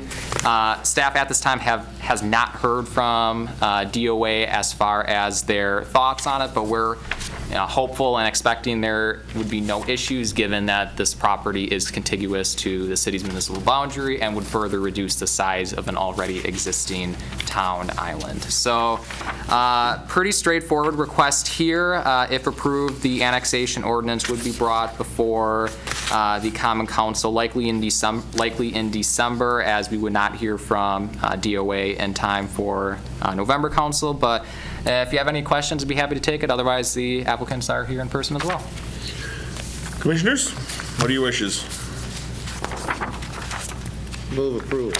Thank you, Commissioner Hilton. Discussion, or second by Pete. And now discussion. Pretty cut and dry. They just want to be part of the best water in North America. Welcome to the city. All right, any comments from the audience? We have a welcome basket. Not yet. Yeah, it's got to be, what, 20 days, I think? You're not going to make it. You got like less than 20 hours. Oh, okay. There you go. He's putting you on notice. And your welcome basket will include some information on that. Along with the tax bill. All right. All those in favor signify by saying aye. Aye. Any opposed? That's approved. Welcome. Item number 9 is a request from the City of Stevens Point to annex the property located at 5950 US Highway 10 East with the parcel identified in your packet, and an unaddressed parcel bounded by US Highway 10 East and Badger Avenue, and another unaddressed parcel off Badger Avenue, and I lost it here, and 2 landlocked parcels directly north of the property at 5950 US Highway 10 East, consistent with Wisconsin Statute 66.0223. Wow, that's a lot, huh? A lot of different parcels. There we go. All right, so the second annexation request before you all this evening, and this is a different type of annexation request in that these 5 or 6 parcels are owned by the city, and through state statutes, there is a different process with respect to annexing city-owned property to the local government's jurisdiction. The primary difference is that it would not require DOA approval, nor would it require the need for a public hearing. There is still the ordinance that would have to be recommended approval by this body and approved by the Common Council later this month. Ultimately, you can see in here as well the map of the proposed boundary encompassing all of these parcels, along with the city's extraterritorial future land use map. You can see a vast majority of this area is within wetlands, or has wetlands or probable wetlands, so it wouldn't be fit for, or most of it at least, wouldn't be fit for future development. But with that said, would recommend approval, and like the mayor said, pretty straightforward process. Commissioners, what are your wishes? Alderperson Kneebone? I'll move to approve, but I have a question first. I want to clarify, this is Parkdale Park. Don't we already own that? We do own I mean, it. is that not already in the city? No. Interesting. That section is not in the city. Interesting. Okay, well, I will move to approve the annexation. This is literally my neighborhood. Yeah, you can see your house. Yeah, you probably can if you look hard enough. Is there a second? Seconded by Pete. Discussion. Are there any plans for this? I don't know how long we've owned it. We bought it in 2015 for the sole purpose of ensuring that we have future eastward expansion.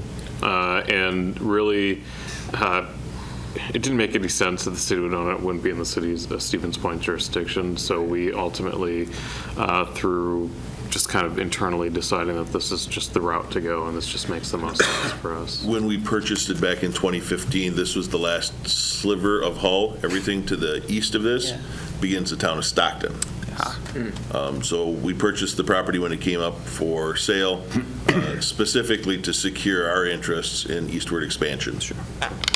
And as Adam mentioned, there's a lot of wetlands in this area. There's a lot of challenging development opportunities. So the likelihood of this actually being developed is It's almost like a municipal water park. Pretty low. A municipal water park, yeah. In ways, I mean, a natural water park. Well, and to that point a little bit, the city owning it, then they have a fair bit of control as to how it gets developed if they want to. Correct. Quite a bit of control. And with the complexities, I think the city is a good one to make some calls on that. So, yeah, I support that. Thank you. Any comments from the audience or online? Trevor. Commissioners? Okay, all those in favor signify by saying aye. Aye. Any opposed? And that's approved. Item number 10 is a discussion and possible action on acquisition of property located at 5595 Regent Street with the parcel identified in your packet. The statutory obligation of this board is to just make a recommendation to council on whether or not to acquire this property. And Director Karnowski, go ahead. Thank you, Mayor. This relates to the first agenda item on the Anderson subdivision. Again, for some historical context, the city and Mr. Anderson had originally proposed annexation through Gala Road right-of-way. We were hoping that the DOA would agree that the importance of developing this in the city of Stevens Point and protection of our groundwater resources would outweigh their concerns about it being a balloon string annexation. There's about 200 feet of right-of-way that would have connected it to the city of Stevens Point. Our friends at the town hall more or less said from the beginning, you should really stop this because if you go forward, we're going to ask for an injunction. And so that's when the discussions on the boundary agreement began. But during that time, but during that time, city staff was also looking for other alternatives to connect the Anderson parcel to the city of Stevens Point's municipal boundaries. It just so happens that the parcel at 5595 Regent Street, which is where the mayor's cursor is currently pointing, is contiguous to the city of Stevens Point by about 13 feet. And so city had approached the property owners and asked if they would be interested in annexing or selling to the property. And it just so happened that the family that owns it will only be owning it for a few more years because their grandson is going to school at UWSP and they currently bought it for him to live in while he's at school. So they agreed. We have a written accepted offer from that specific property owner. And then the parcel to the north is the Barkowiak piece, which is kind of related to item number 11 here, and that's why these are in one memorandum, is that the Barkowiaks would like to sell a portion of their property. We would do a certified survey map creating essentially 4 lots, 1 outlot and then 3 regular lots, but that we would be able to connect to the 5595 Regent Street through the outlot and connect up to Mr. Anderson's parcel, which now resolves the issue of annexation. And all 3 parcels would be annexed at the same time, likely after the 1st of January. The city does plan on either being the developer or trying to find a developer to develop the Barkowiak parcel at some point in time. That parcel that's not within green on the screen itself would remain in ownership of the Barkowiaks. However, the city does have the first right of refusal and option to purchase on that specific piece. I should back up. We have an option to purchase for, I think it's 10 years, and then we have the first right of refusal after that for an additional 10 years. And the Barkowiak family does intend to sell that within the next few years. So the city would have the opportunity to purchase that and again, find a developer or develop it ourselves like we did with Whitetail. There was a lot of question tonight or earlier on why the city would want to identify this and annex it into the city and provide city sewer and water. This is within the groundwater protection district zone B, which is pretty much, there's 3 major zones within that specific ordinance. Zone A is that area almost immediately around our municipal wellheads. Zone B is the area in which groundwater travels through and towards our municipal wellheads, and Zone C is a little further out and is a little less restrictive.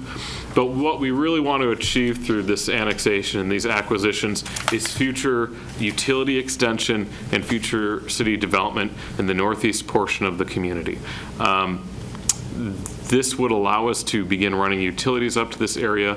Those parcels, and a gentleman earlier tonight said that he has nitrates in as well. One of our long-term plans, and that we're always in conversation with the town of Hull, is that subdivision that's east of Burlowski is notorious for higher nitrates within their well systems. And so the goal, I think, in the long run would be to provide those utilities to those residents as well.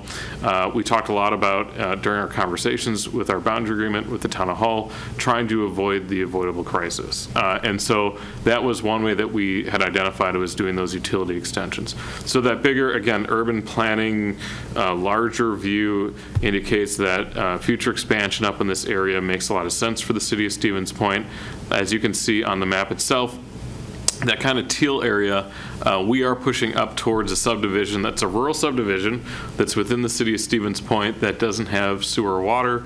That would allow us to get sewer and water to those specific individuals.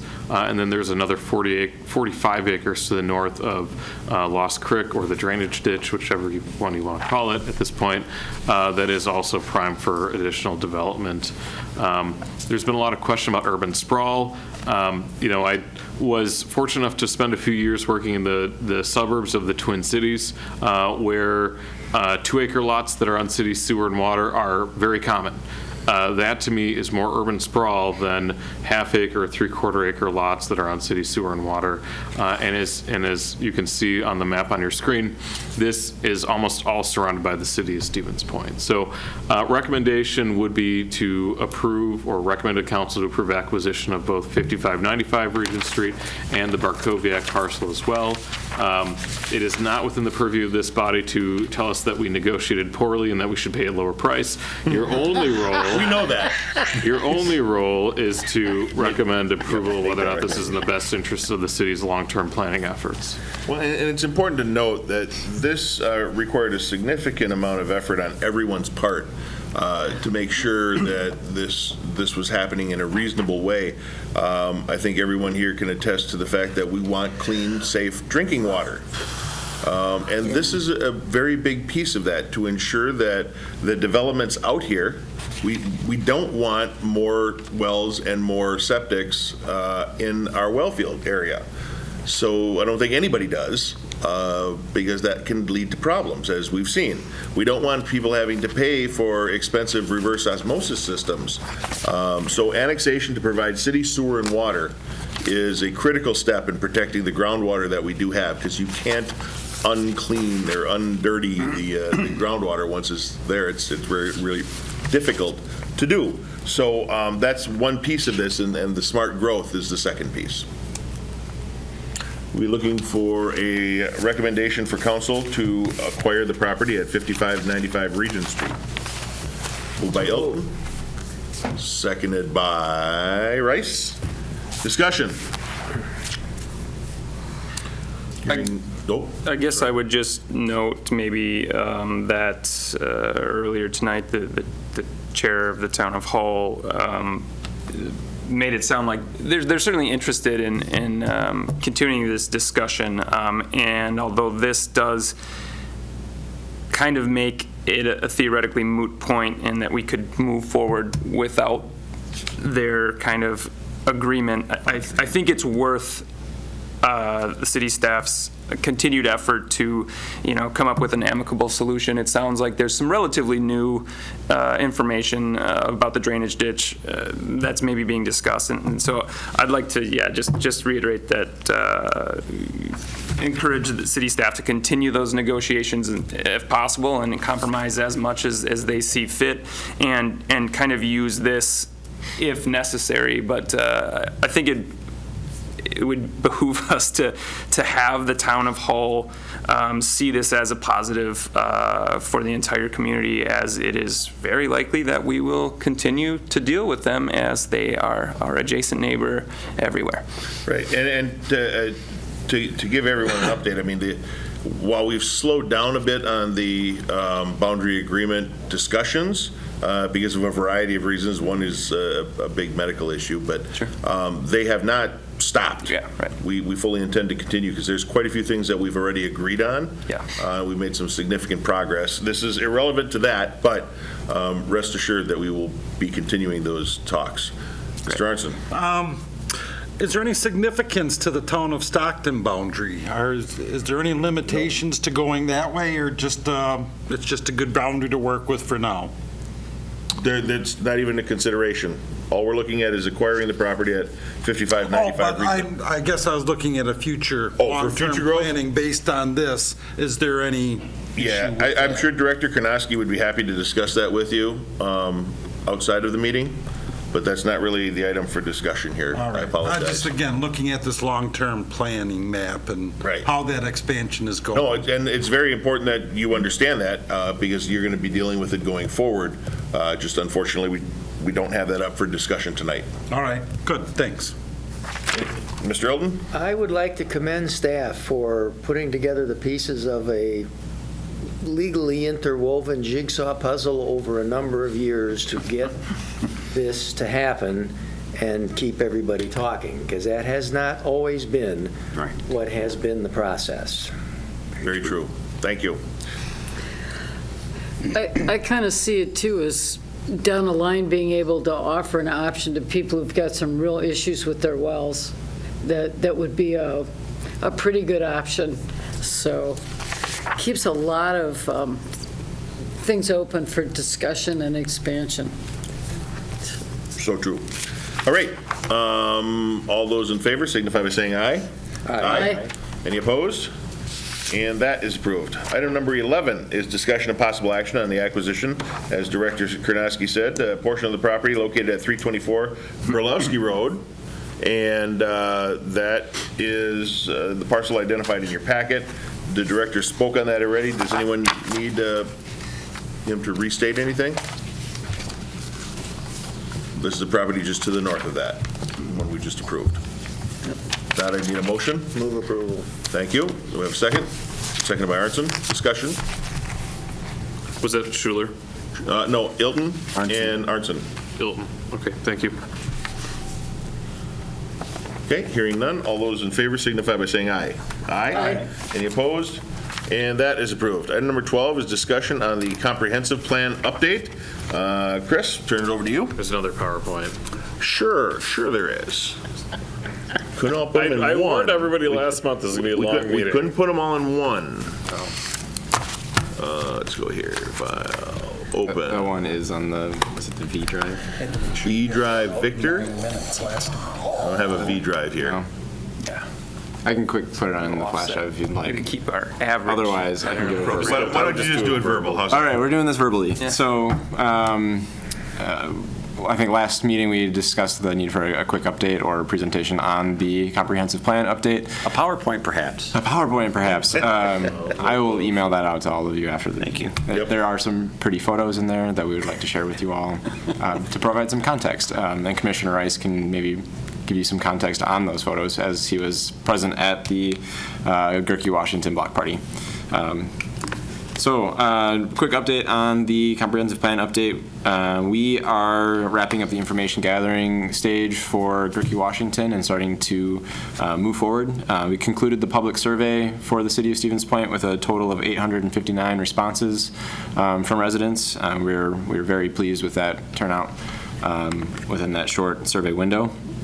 Information is being summarized for each particular neighborhood as we're moving into the block party phase of each of those neighborhoods. So for Gerke and Washington, some of the key themes that were pulled out were the need for business quality and proximity to their homes, neighborhood scaled information distribution and events, and then adequate traffic and pedestrian accommodations, among other things. Within the block parties that were initiated at Gerke Washington, there was at least 36 attendees, not including children and late arrivals. And then information from that session was appended to the survey results, including the need for a variety of housing options available within the neighborhood, winter-appropriate gathering spaces, continued investment into neighborhood parks, and response to targeted traffic and pedestrian concerns. I was going to provide a quick overview of the block party that was hosted within Gerke Washington on September 18th of this year.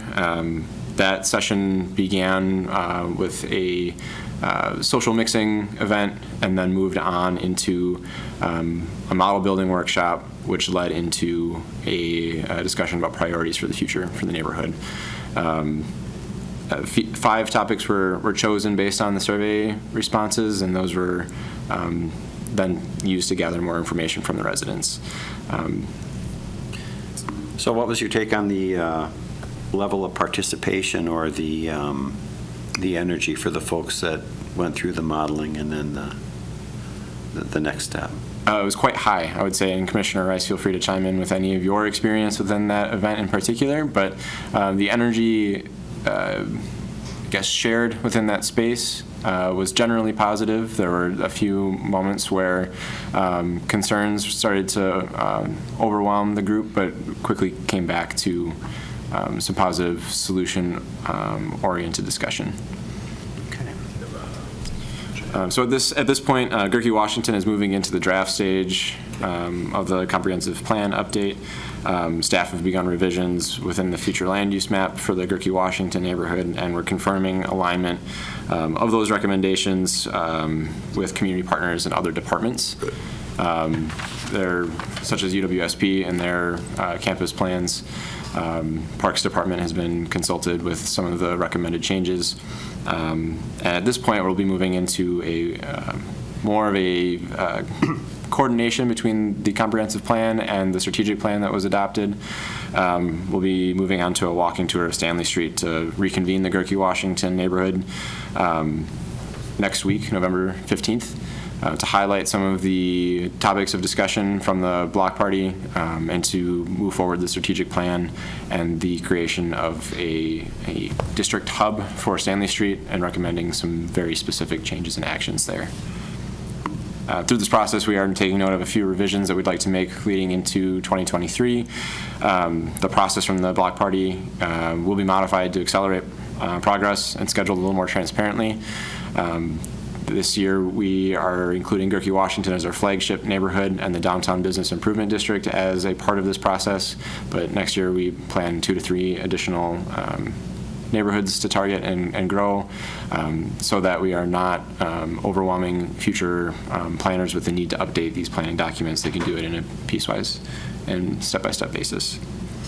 We'll also be considering our alternative information gathering sessions, as we had mixed attendance or results from the 2 that we used for Gerke and Washington.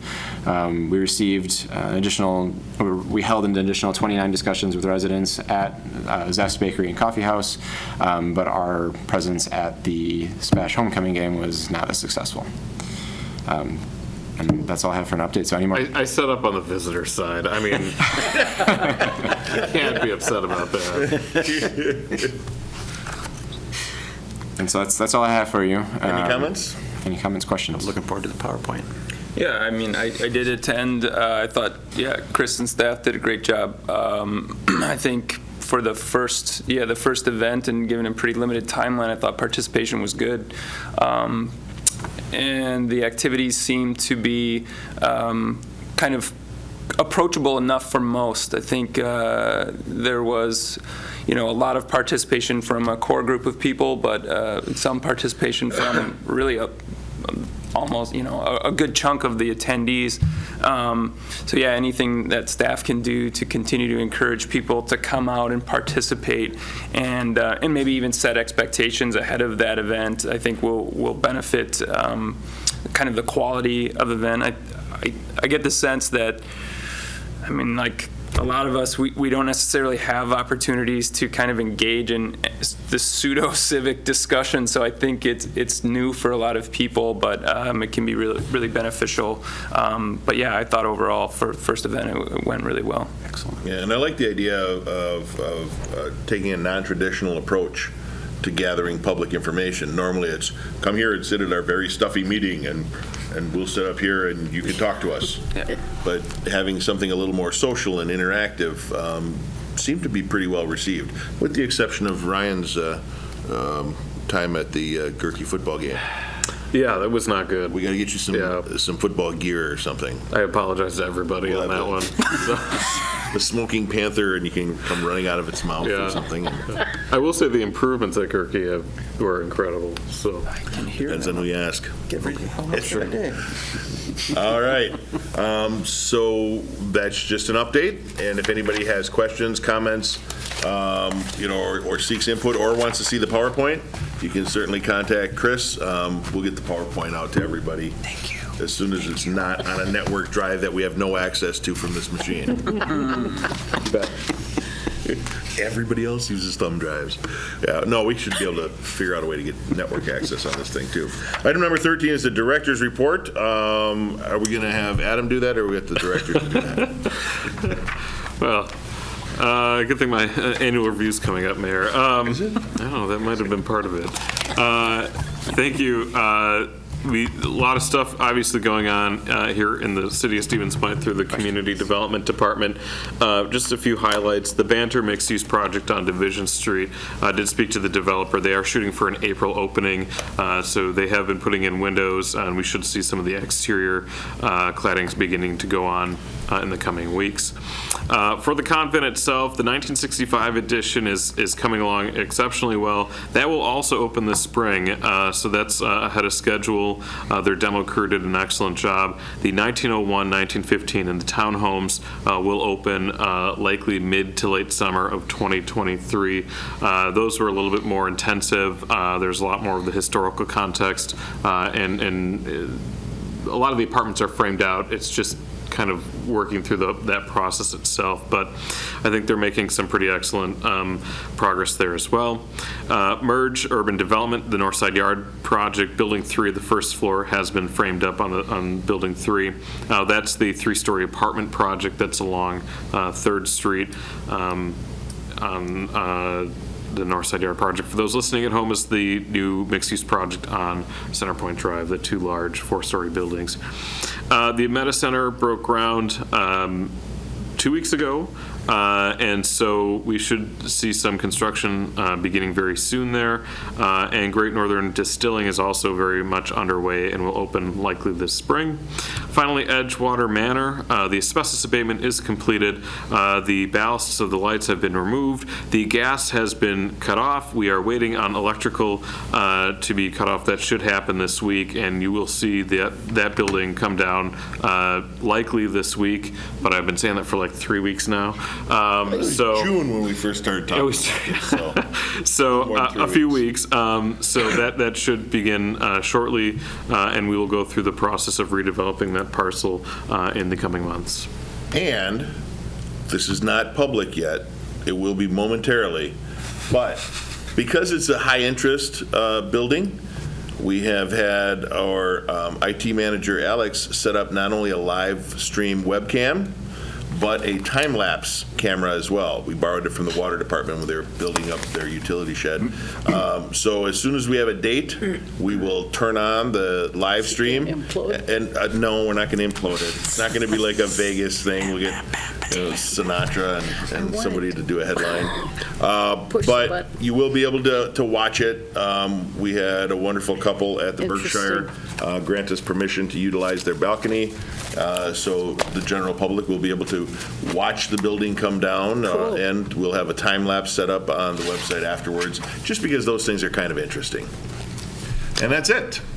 So thank you, Director, for that report. As always, if anybody has questions or comments, contact the Director's office, my office, or your alderperson. And since our agenda is exhausted, we will adjourn at 8 p.m. Thank you all.